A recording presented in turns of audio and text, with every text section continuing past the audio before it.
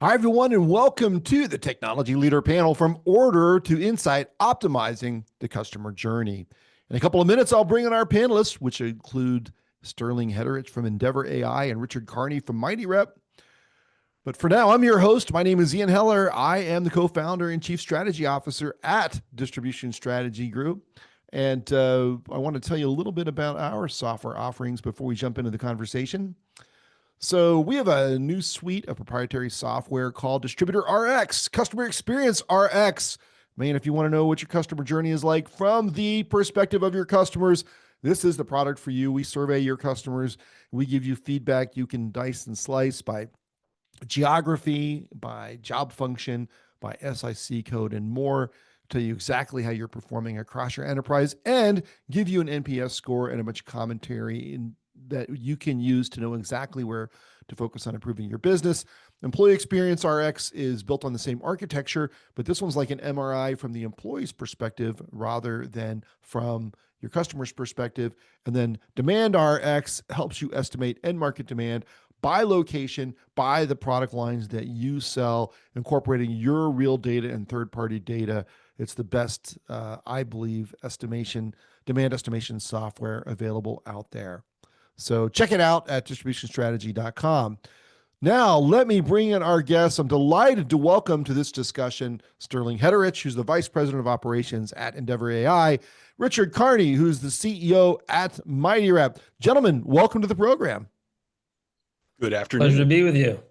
Awesome. Good. Hey, I'm really glad you joined us. We really appreciate it. This is going to be a great conversation about a really important topic because, if you think about what distributors do, most of them don't sell products that customers cannot get elsewhere, which means that the service that you offer, the experience that your customers get when they do business with you is a really important differentiator. I mean, if you just respond faster and better and on more topics than your competitors do, then you're really differentiating in the eyes of the customer. And, as we know, happy customers buy more, dissatisfied customers don't buy at all. So this is a very, very important way that distributors differentiate. So what I wanted to do to start this conversation is have both you guys go through your backgrounds and describe what your companies do. Take your time, give us a little bit of detail so we know who we're talking to. Sterling, since you're first on the screen next to me, I'll start with you. Sounds good. Well, it's a pleasure to be with you, Ian and Richard. I'm Sterling Hederich. I run all of operations at Endeavor, and Endeavor is a quote-to-cash AI platform. We build sets of agents that go into distributors and manufacturers, and these agents operate on behalf of the principals, the leaders of the business, to automate sort of rote, routine, repeatable tasks. And these tasks really range from order entry, quoting, and then we eventually upgrade to a lot of back office functions like AP invoice matching. And then we have our language models actually build applications that can help drive insights across sales analytics, nudging, cross-sell, upsell applications. Oh, fantastic. Good. So there's a lot of automation in there. And when you talk about things like faster quoting, that's a direct improvement on customer experience, right? I mean, if you get back to a customer in an hour instead of a week, that's a big deal. Yeah, absolutely. I mean, you led off with the point we really built our company around, which is that for a lot of these customers of ours who are distributors, the difference in getting a quote turned around in a couple days versus a couple weeks could lead to, sometimes substantial 5, 10% plus win rates on their quotes. That's pure bottom line, right? And so if you Yeah. can deploy software that achieves that outcome without adding headcount, one thing we always tell our customers when we're working with them is our goal is to be able to drive revenue to increase top line without adding headcount, which is also a very common problem our customers experience. Yeah, actually, we have a distributor finance expert who does a lot of work with us named Dr. Al Bates. And he points out that if you look at sales per headcount adjusted for inflation over the decades for distributors, it really hasn't changed. And it's been an ongoing frustration. So I think the kinds of products, software products that you two offer distributors really gives them a chance for the first time to actually improve productivity per headcount. Yeah, Rich, absolutely. yeah, Richard. Hey, tell us about MightyRep and your background and about MightyRep. Well, so my background is I've got more than 25 years. I don't necessarily totally want to date myself, but I've got more than 25 years in logistics supply chains, working both at a contractor level or at a purchasing level, as well as with distributors and manufacturers. And using that background, Mighty Rep, I found kind of an issue that a lot of small to medium sized distributors were having. The larger distributors, they've got some of the stuff dialed in, but your smaller and medium sized distributors, with the advent of AI, can really benefit from something that we called lead capture. And so lead capture is different than lead generation. Everybody's, had all these spammy emails and things like that saying, hey, buy a list from us. We can give you CEO and top level people. Lead capture is really leaning into your e-commerce platform as it exists today, where when a visitor comes to your website, and if they're in your target profile, like maybe they have the title of a purchasing manager, something like that, Mighty Rep is going to capture those people that come to your website, tell you what they're looking at, and more importantly, feed that onward. So if you're doing a marketing campaign and you've got UTMs, we'll be able to tell you, are you reaching your target market with that particular that set of people that are coming to your website? Or if you have an existing customer, we're going to tell you, hey, this existing customer showed up on your website, and if this is a new customer, this is what that new customer was looking at. So our fundamental thing is using AI to be able to determine who's coming to your website, what are they looking at, what are they possibly interested in, and then feeding that in upstream, both to a marketing and into sales, and then trying to direct and offer the salespeople the opportunity to directly reach out to that person from a position of strength. Because what we've learned is that if somebody comes to your website, only about 2% of the people actually fill out a contact us form or actually further contact into the organization. Yeah. And more importantly, most of the contacts that you're getting from like Google Analytics or some of these other more commercially available services, most of those are spam bots. Almost half of internet traffic now are just spam bots that are trolling your website, and getting down to actual active buyers is a big deal. And once you can identify those active buyers that have come to the website, they've expressed an interest, they're looking at the things that they might want to buy from you. Now you need to be able to help the organization react to those things and be able to say, okay, so I have this guy, he came to my website, he's looking at this stuff in as near real time as possible. What am I going to do about that? How am I going to capitalize on that opportunity, either for an existing customer, a new customer, and filtering out all of the trash of people that come in? And it works for people at all levels. Even if you've just got an old school static web page, at least hey, customer XYZ is coming to my website. What am I going to do with it? The other thing Mighty Rep does is helping smaller to medium-sized distributors manage those EDI communications back to their manufacturers. All the manufacturers, they want you to get more efficient also by being able to place orders and things of that sort. A lot of small to medium-sized distributors, they don't have the technology available, and they don't necessarily want to work with some of these billion-dollar software companies that just treat them like a number. So that's what Mighty Rep does. Yeah, it's funny. EDI is like the Keith Richards of distributor or technologies. It's never going to die. It's been around forever. In fact, it was invented originally, at least the precursor, during the Berlin airlift in 1949. I always call it the best money could buy in 1987. And there's some truth to that. But the simple fact is it doesn't die. And it amazes me how many people can't do it.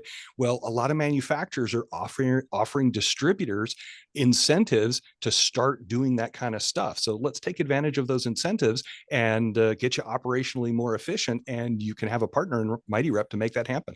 I'm telling you, Richard, that's about to die. I've been hearing it for 40 years. Okay, Sterling, let's jump into some discussion topics. Oh, and also let's, for the audience, please feel free to weigh in with your questions, and I'll direct them to the panelists. There is a Q&A button at the bottom of the screen. Sterling, let's start with you. Let's talk about end-to-end customer journey orchestration. So, the headline of this webinar is Order to Insight. What does that mean in today's digital supply chain distribution environment? How are orders and fulfillment and data capture and analytics and customer feedback all tied together? Yeah, it's a good question. So really we think about Order to Insight as meaning you have to treat intake, fulfillment, and learning as really one system. They are all sort of links in a single chain. And so practically what that means is that you start by standardizing for our customers how something like an order entry or a quote arrives. Typically, this could be, as you mentioned, EDI, but it also could be phone calls, handwritten notes, emails, PDFs. And then you automate the sort of known rules to work and get this data into your ERP in a clean, structured way. And when you do that, kind of two things compound. You sort of one return time to the reps and CSRs. This is the point we were making earlier about getting sort of leverage or driving sales without headcount. And then two, you also improve the data that sort of powers all of your pricing, your service, your inventory decisions, and things like that down the line. So typically the way we work is that we try to prove it on sort of one bounded workflow at first. Call it order entry is pretty typical. And then we use that sort of integration that we build to sort of then build out successive sets of agents that operate throughout the company. So Endeavor really, I mean, we built the company and structured it on this idea that, order to insight really is one sort of horizontal layer that operates throughout the company. And you should have a partner that does each of these things well along each step of the way. Got it. Okay. And there are enabling technologies, right? So you've got ERP, CRM, Internet of Things, analytics platforms, artificial intelligence. Uh, in your experience, what are the technologies that are most critical for moving from order to insight? And Richard, get ready because I'm going to point this question to you after Sterling answers it. And what do you think are the trade-offs and integration challenges of these enabling technologies?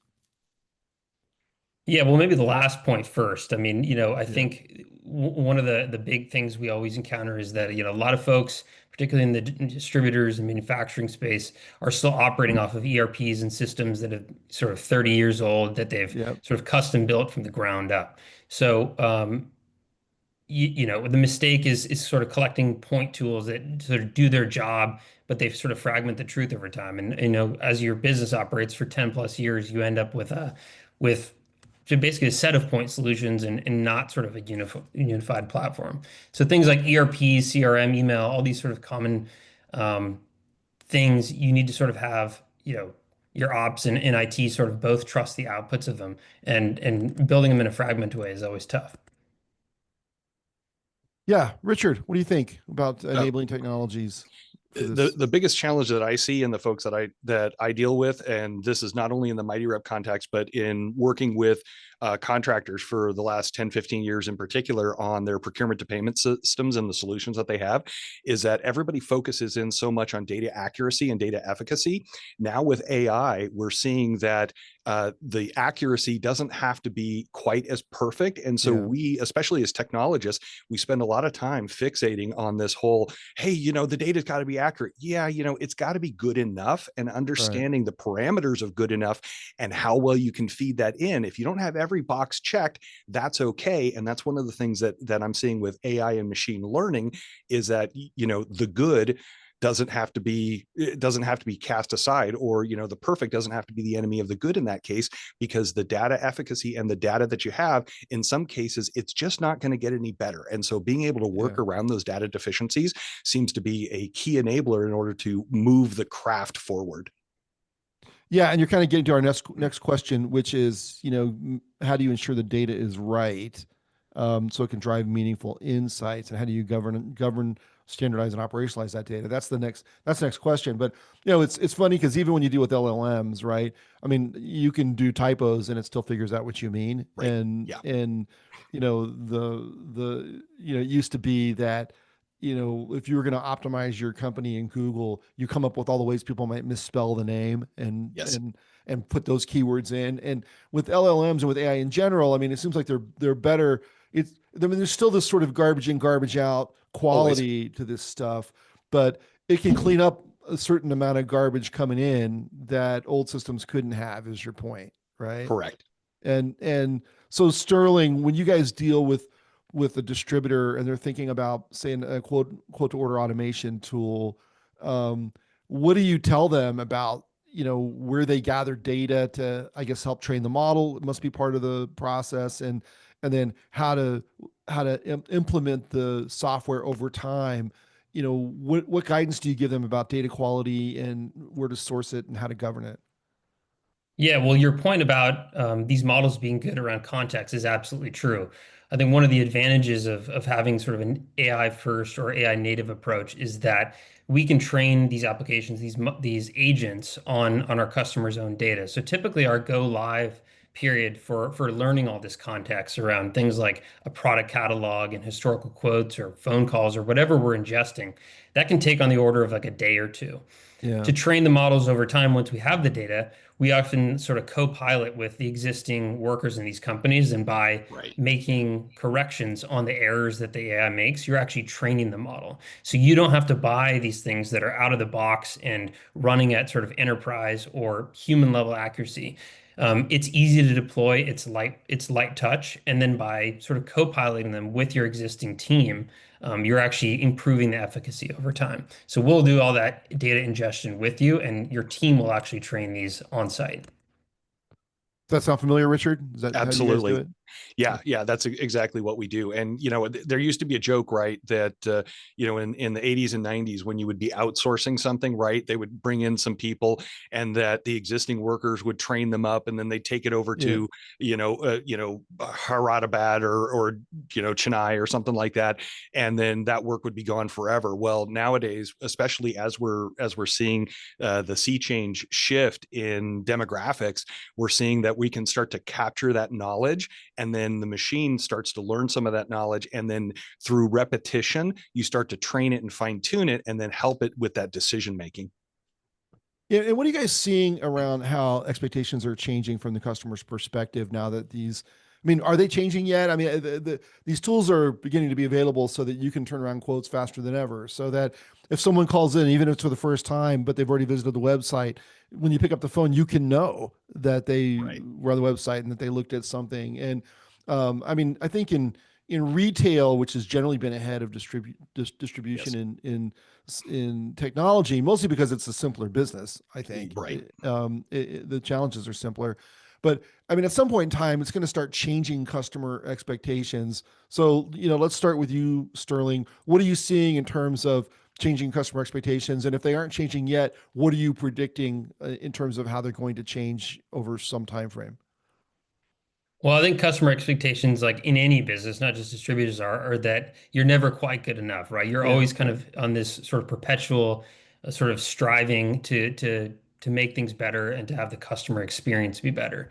So, the buyers for our distributor customers, they want accurate answers fast, right? They want availability, price, ship dates, all these yeah, things, and then they want a smooth handoff between the channels. So again, I would go back to our earlier point is that the way to deliver this, we think in an optimal world, is not just another tool, right? It's actually helping these people that operate in these sort of siloed workflows at the intake level, whether it's an order or a quote, go faster and be more accurate so that, on a quoting that response times shrink and errors drop, and then you surface all these sort of insights back inside that workflow to the reps that they already use. And so I think a lot of this is, in a marketplace of distributors that are competing together, there's also massive sort of prime mover or first mover advantages to mhm, people who sort of adopt this initially, right? If you are able, again, we have customers, I'll give one example, and large steel framing customer who sort of was able to, turn 20% of their like inside sales reps to outbound sales because they were able to do all this stuff faster with these agents. That's 20% of that headcount of that team that you've repurposed to sort of better customer experience. They're spending more time doing outbound, talking to the customers and things like that. So there's always ways that you as a business leader and an owner can work to improve that. And we think a lot of these agents along, I guess, again, this sort of chain link can help do these.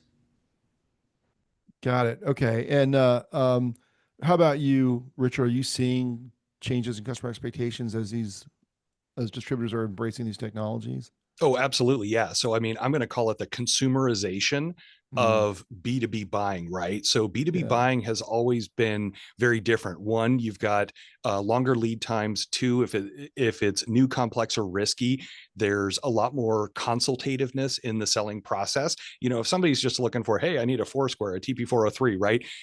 That's one set of transactions. If, hey, I need a lighting package, and so as designed versus what's available in the marketplace, and then you get into quoting and things like that. as distributors and as contractors, and from a buying standpoint from distributors, we have different expectations of what that B2B experience is. But the reality is that, in fact, we're becoming more like the consumer. And part of that's the cultural changes, not only cultural changes from the buyers. And I'll harp on this a lot, is that the culture change, it is real, it is substantial, it's here. And so the ways that we used to do selling in the past, in a few years from now, aren't going to be the same ways. And the technology adoption, the fuzzy logic in terms of how that process works, and all of the tool sets, and you're not going to have the humans involved in the loop necessarily in order to make those judgment calls, right or wrong. And so we're seeing the expectations of buyers change, and it's more merging with consumers, with all of the logistical challenges of B2B. So Sterling, I think Richard's making a good point about how these tools are helping companies make decisions faster, and sometimes the technology is going to make the decision on behalf of the customer or on behalf of the company. How do technology leaders enable agility and faster speed while maintaining control over the customer's experience? Yeah, it's a good point. I think Richard hit on something that we're noticing a lot, which is that, as distributors, it's pretty hard to change your customers' behavior with how they want to interact with you. So you kind of have to meet them where they are. And so typically, on the front end, we joke about EDI and it being around for 40 years, but you might have intake that could be EDI, you could have B2B, and then for a lot of our customers, there's a huge, it's not even necessarily a tail, but it could be a majority of their order or intake that comes via sort of old, phone calls, handwritten notes, things like that. And so your customers are much less likely to change than you as a leader are able to sort of implement technologies that can meet them where they're at and make it easy on them. And so that's what we do when we think about deploying these agents. We're pretty agnostic about. We want to give the tools to our distributor customers about how to meet their customers they are and be agile. You don't have to have everything flow through EDI or an e-commerce site. You can have agents that operate phone calls and take in PDFs and things like that, to sort of allow to be maximally flexible and sort of meet your customers where they are. Yeah, you talk about meeting customers where they are. I love that. So way back in the distant past, like what was 1999, I was running an e-commerce business for GE Capital, and we had a call with senior executives from GE Capital with Michael Dell. Michael Dell, the guy from Dell Computer, he was like the first big online marketer. And one of the senior executives asked him, "Hey, Michael, at what point do you tell people if you want to buy from us, you're going to have to go through the website? We're not taking orders any other way." And he started laughing, and he said, "If our customers want to send us orders with smoke signals, we'll learn how to read smoke signals." And I'll never forget that, because his point was, it's not your business to dictate to your customers how they buy. And you can give them incentives and you can make it easier, but you ultimately need to take orders the way that they want to send them to you, which I think is part of your point, Sterling, right? You said meet them where they are. Absolutely. And you have to be able to adopt technology that enables you to do that, so that, again, you don't have sort of these various disparate silos of teams doing different things. You have to Yeah. use it. Technology should be leveraged for you in the business. Yeah. You're integrating the data, and so you can integrate the efforts of the people. Right. Okay, Richard, let's talk about turning data into decisions, because I know you guys capture a lot of data, but that's really only the first step. How do you move from that data signal world to action, where you are doing things like, applying the right pricing and being proactive in your service, maybe is a better question for what you guys do. And what kind of structures does a distributor need to support that, to make sure they're taking advantage of the data signals you're sending them? Well, before we even start really talking about what technological changes you should have, or that should happen, really what you need to start with is, what is the existing technology that I have? Okay, so we know that there are some distributors out there that are still rocking the AS400 system, and then there are some people that are using, say, an all online ERP platform, right? So what is the technological base that you're going from? What are the cultural competencies that you have? I mean, are you a mom and pop, and that you're expecting somebody to phone you in an order or fax you in an order, or do you have a significant e-commerce presence already, and what's the sophistication with that? So once you have those two things as a backdrop, now I can start to look at, okay, what are the data signals that I need to provide? Where do I need to provide them? More importantly, especially again, going back, harping on the generational change, if I've got somebody who's been selling the same products for 30 years, he's got his customer base, he's retiring, and now we've got the 27-year-old coming in, he doesn't necessarily know the parts. And again, if it's something that's complex or risky in terms of the what they're being asked to service, what are the decision support tools that person's going to need? And so we look at those things as a holistic set of factors to understand, one, what is the technology that we're dealing with that we need to overlay? Two, what is the business process in terms of, you as a distributor, we need to meet you where you are as well, understanding those data needs, and then crafting ways to provide, I'll go back to, stimulus and response, right? So I'm stimulating you, and here's the response that I'm expecting. And if we can do that with AI to remove sort of the ambiguity or the arbitrage of that decision making, then all of those things go into how we craft and design a solution, so that ultimately when a stimulus comes in this case, like in my unique case, somebody comes to the website, they look at product X. What is the behaviors that I want to drive from that engagement? And then how do we make sure that they're not wasting their time and that they're doing the proper things within the context of that particular distributor? All of those factors become a big deal. And sometimes as technologists, we just look at this going, oh, well, hey, we've got this new agentic AI thing. Oh, you don't know how to spell agentic AI? Don't worry. It's really cool. It's going to do this for you. And you have to put it into the context, or else adoption is going to fail. Yeah, in the last 6 weeks, I've been in front of two big audiences. One was a bunch of distributors and manufacturers in the UK, and one of them was a bunch of manufacturers reps in the US. The manufacturers reps, by the way, are the most informed people in any channel, right? They're so tied into what's going on. I asked both audiences, how many of you know what agentic AI is? In both cases, only a few hands went up. And it really caught me off guard. And it actually wound up with me having to change my presentation live on stage, because I was jumping into examples of agentic AI because I assumed people would know about it. And I think it's really easy for us to get ahead of our customers' baseline understanding of technologies sometimes, because to us, it's so familiar. From our perspective, how can you not know about agentic AI? It's bigger than LLMs. It's going to be here, it's going to transform the world. And they're like, yeah, I don't know what that means. And that's not their fault. That's ours for getting ahead of them, right? And so talking about that, let's talk about change management, because I mentioned this in our pre-call, but it feels to me like we talked about change management more before AI. And even though it's more important than ever, it's almost been drowned out like everything else has with AI, because AI is taking up all the oxygen in the room. So, I'd like both of you guys to address it. We'll start with you, Richard. But Sterling, I want to get your view too.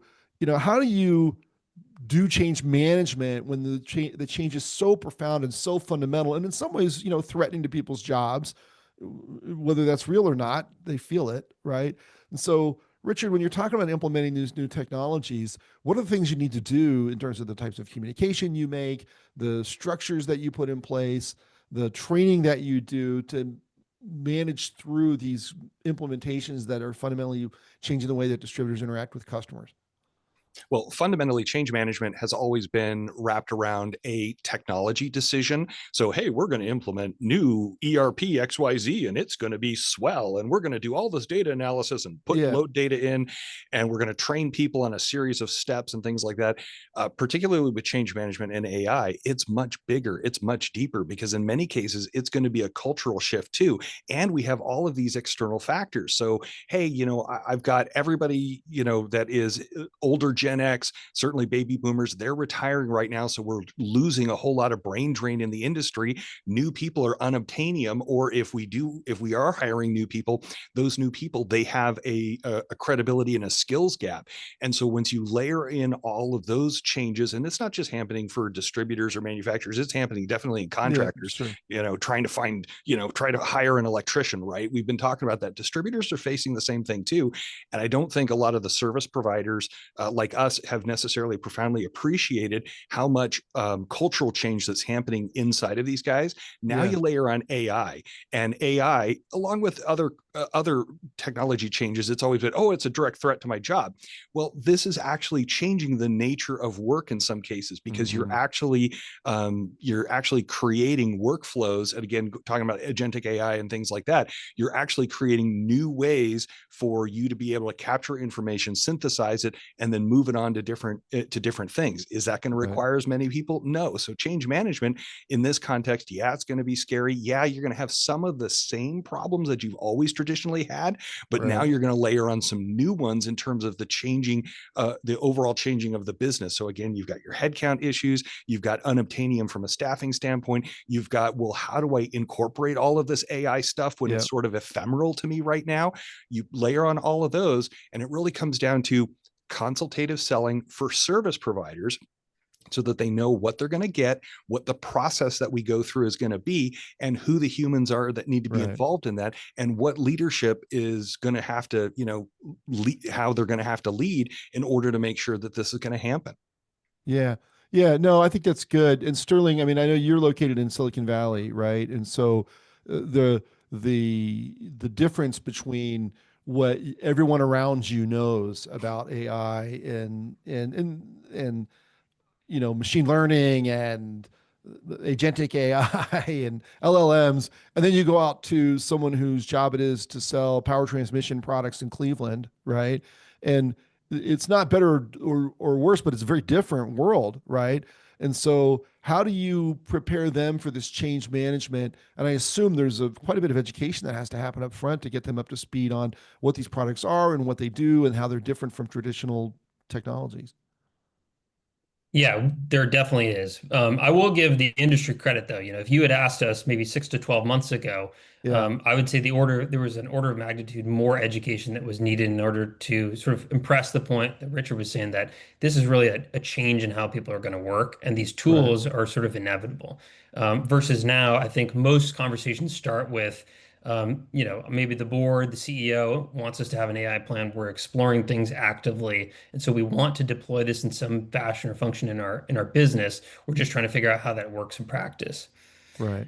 Typically, with our deployments, you are right. I mean, I'll give just one example. Most of the customers we've won over the last 3, 4 months, there's something on in the order of like 30 to 40% of their inside sales or customer rep teams who are spending their day, 30 to 40% of the day is sort of manually keying in Mhm. data into an ERP. And Right. so if we can think about giving, all these people 30% of their day back Yeah. post implementation and sort of ramp, it leaves an interesting question to business owners and leaders in these businesses. How do you repurpose that time, right? These people Right. are your sort of trusted associates and employees, and they obviously have all that sort of industry knowledge that Richard was talking about. And so we kind of emphasize two things. One, I mentioned this earlier in the call, but our AI models actually train in Copilot with these people. So it's not just this, we're parachuting in there, deploying day one, and then everybody's out of a job. These folks learn to use it, and we've actually built Endeavor's agents to slip into their existing workflows. So Outlook extensions, internet browsers, these are things that everybody knows how to use. They're not sort of a new education ramp. And then number two is we impress upon the leaders of the business who are adopting this that this is a change in how we're going to work, and it's a sea change. And again, we talked about this at the top of the call, but for those who are sort of slower to adopt this, we already see that there are sort of material um, challenges that they're facing versus their competitors who are, because of the things like speed to turning around quotes, the number of people you need to sort of staff a certain volume of orders, things like that. Yeah, I think um, the I'm glad to hear you say that. I mean, I think we've seen the same thing in terms of people ramping up on AI pretty quickly. So we did our first Applied AI for Distributors conference in 2023, right, in Chicago. We did another one in 2024. We did a third one in 2025. We're getting ready for our fourth one. The first one, it was deer in the headlights. What is AI? How does it work? Why should I care? The second one was, okay, now I need to kind of learn more about it and start implementing. The third one was, okay, now I need a roadmap for my whole business. And so we've had to advance the curriculum each year because at least the people who come into our conference, who I would argue are among the most progressive distribution leaders, they're getting it right. Now, how do you measure the ROI, Sterling? So when you know you've sold software for a while, people want to know, hey, what's the return I'm going to get on this investment? You know, how do you measure success for distributors in a way that works for them, in a way that proves out to be true? Yeah, there's a couple things here. I think at a high level, what is happening in software now is that traditionally people thought about software as sort of a productivity tool. And the way it was sold or purchased, it was sort of access to that, whether it could have been on a perpetual license or a seat-based kind of basis. Software, particularly with these AI agents, is now changing to a model where people are going to be expecting the software to actually perform and complete sort of discrete tasks. And so that's how really we prove out our ROI. I mentioned, something like order entry. We actually track in our customers how many orders we're processing, how accurate the AI is, how many of the lines per order or quote that they're needing to correct over time. And so they're able to track all of that in real time. And what we do is when we go in, we say, you should have a baseline expectation that again, we're freeing up something like 20 to 30% of your inside sales reps' times Mm-hmm. if they're doing this. And then on the back half of that, you're going to have a decision as a business leader on what to do with that. But I think just generally, most of these now are going to be sort of an outcomes-based pricing, and that has to do directly with ROI. You know how many orders you're fulfilling a year. You know how many quotes you're getting, Yeah. RFQs. You know how many invoices you have to match. And so, what is the cost of actually of doing all of those? And what's the win rate? I mean, if you win more of them, right? That's another component of the Absolutely. ROI. Yeah, and I think you know the if you look at most distributors, I mean, they're very numbers focused, and they have a lot more data than a retailer does typically. I mean, you typically know who made the purchase, so it's easier to identify your repeat customers, so it's easier to measure retention, right? So you know if you're if you're winning new customers, and you know if you're retaining more of them, and so there's a multiplier effect to that. So these things can feed into an ROI model that really helps you understand the value that you're getting from an investment. And when you talk about freeing up time for some of these customer service people, there's your customer experience opportunity, right? I mean, if you help them devote their time to outbound contact with customers and providing, concierge service to people because they're not burdened with having to do swivel chair technology order entry.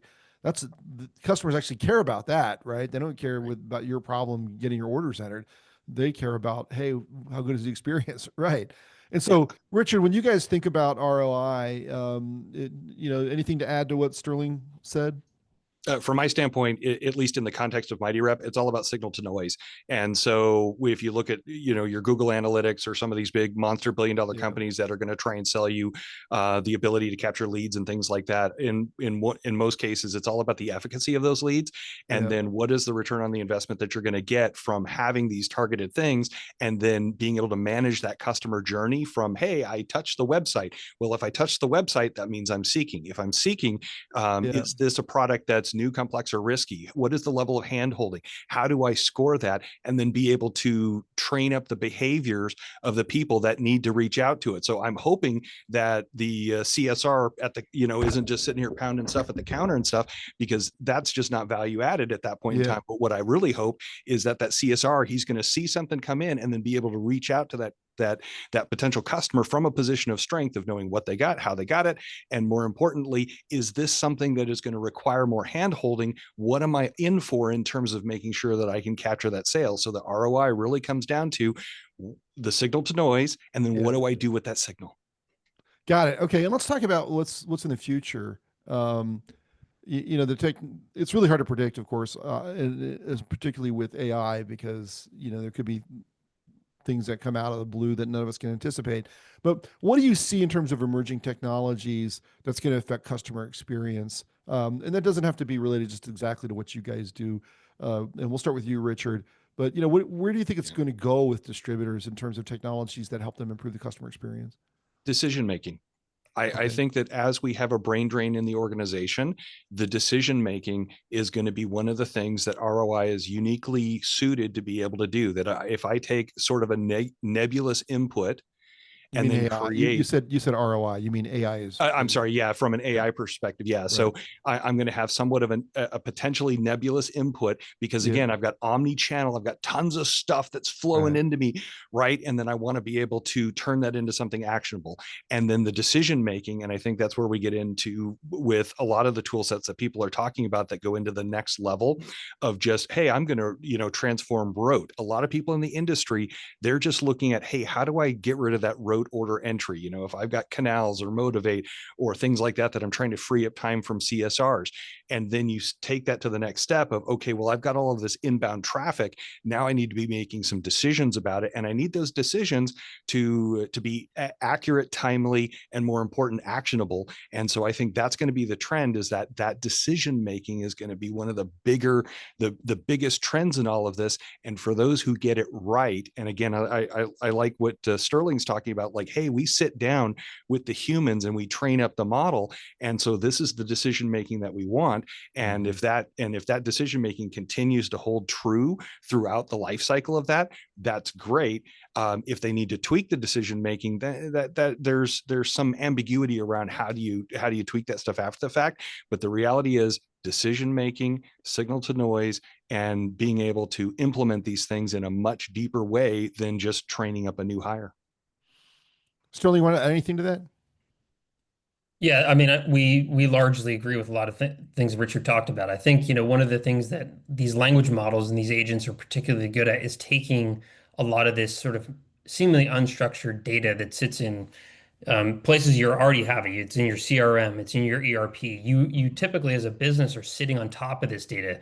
The question is, like, how can I, sort of conveniently get the data into sort of actionable insights? And these Yeah. language models actually are quite good at this sort of unstructured sort of semantic searches across all these domains. And so at Endeavor, we typically, our customer journey starts with something that's like order entry automation and quoting automation.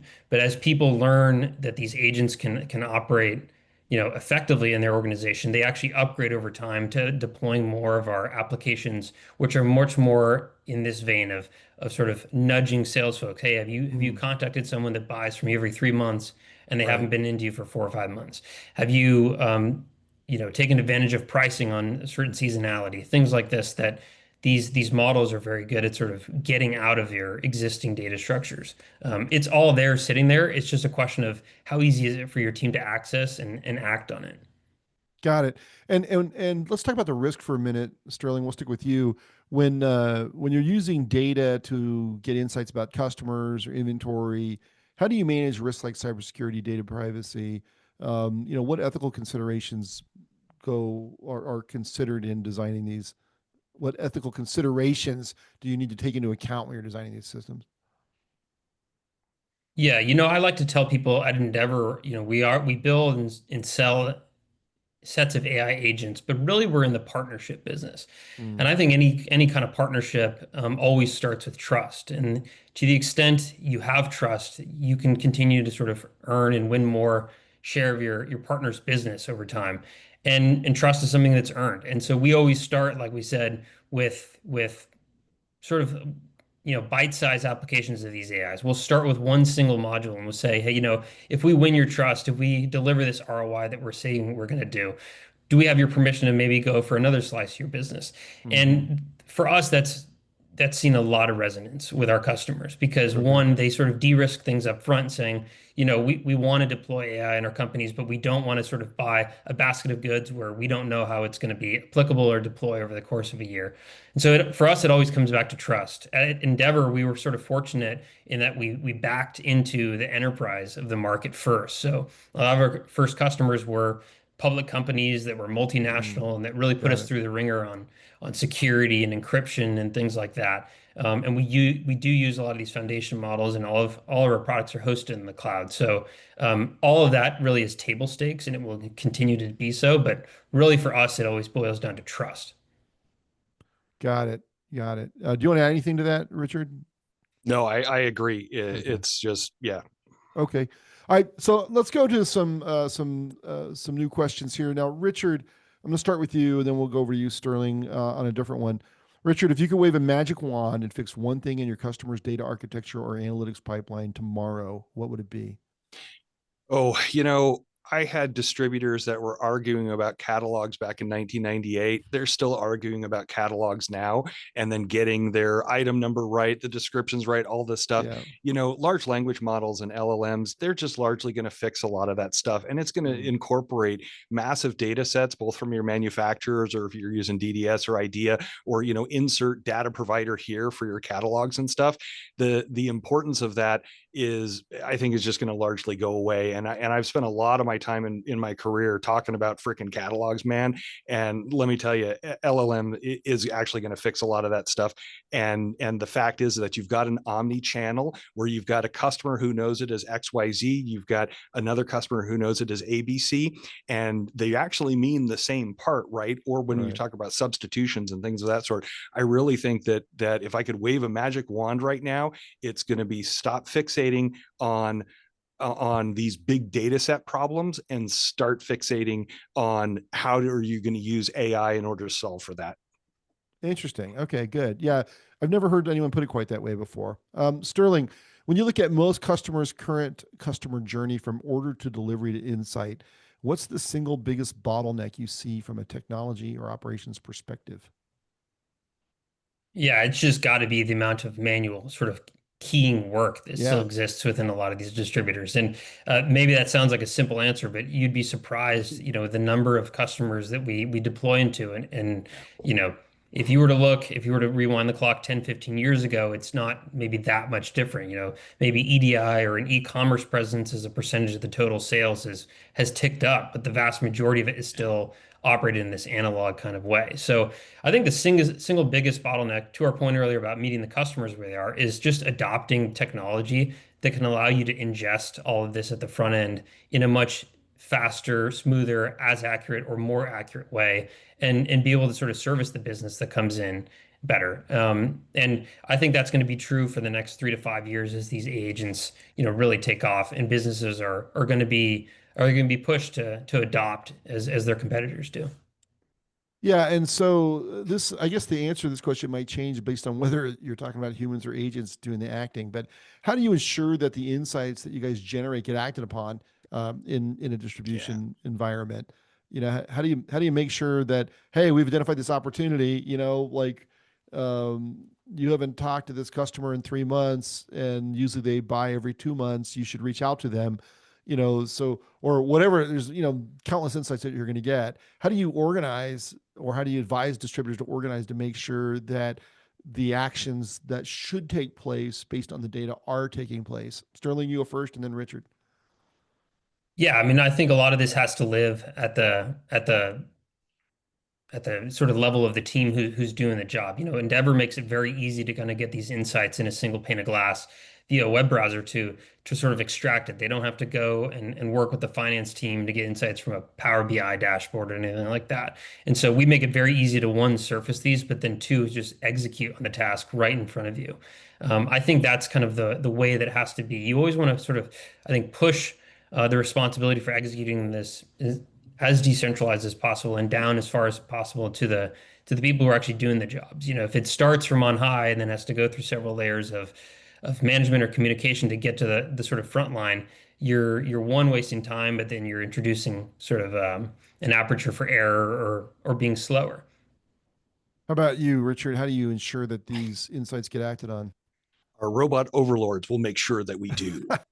The simple fact is that there's kind of three levels to this, right? So there is stimulus response. The second aspect of it is, what can I automate so that I don't have to wait for somebody to take action? The machine is going to take action on that behalf. And then the third one is looking at the outcomes base, right? I mean, everybody's got KPIs and measurements and things like that. Yeah. More importantly, though, is that, our robot overlords, they're pretty good at tracking that stuff, and they're pretty good at prompting and giving that stimulus along with the expected response. And then, of course, hey, what's the efficacy of that? Got it. Okay.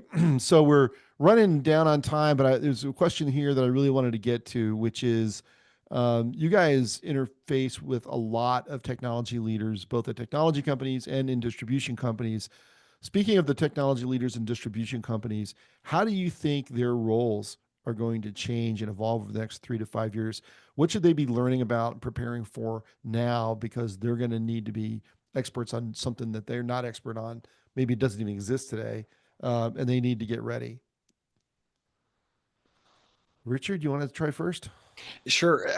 From my big perspective is that I, as a technology person, number one, I didn't start as a technology person. I started really from an operational standpoint of like how to Yeah. get product A from product B, right? And then the technology became an enabler to get product from point A to point B, right? And so that kind of led me down the technology path. Well, that sort of sea change is going to happen as well. Is that what I think you're going to start to see is that as technology leaders, we're going to be penetrating more into operations. We're going to be penetrating more into sales. You've certainly seen that, but as AI takes over, what that means is that the technology leader is going to have to be a much more well-versed, well-rounded person.